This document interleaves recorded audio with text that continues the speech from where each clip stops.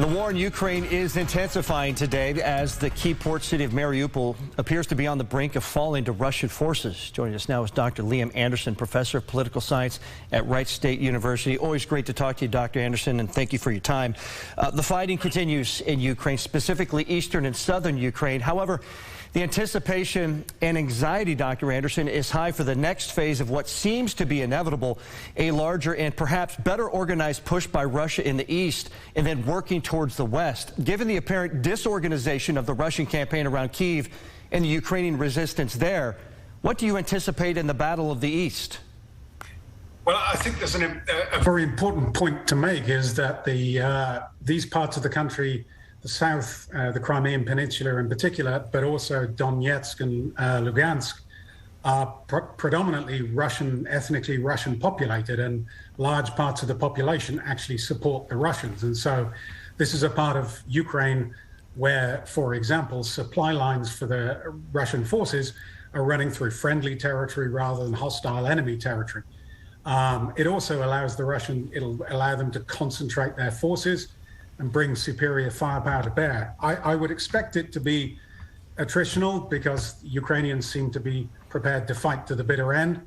And so it's going to look a little bit more like, say, a battle in World War II. So there'll be a discernible front line that advances incrementally.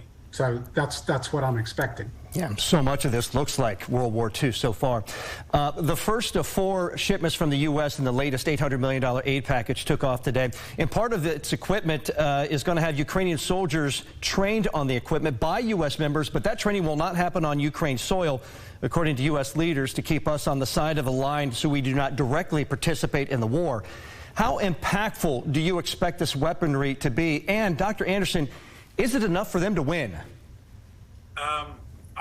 The sorts of weaponry we're talking about here is portable Stinger missiles, Javelin anti-tank weapons, which are very effective in their own right, but they're not game changers by any means. What they can do is make life very difficult for Russian forces. Helicopters are very vulnerable to Stinger missiles, for example, and transporting troops around with helicopters is kind of standard operating procedure.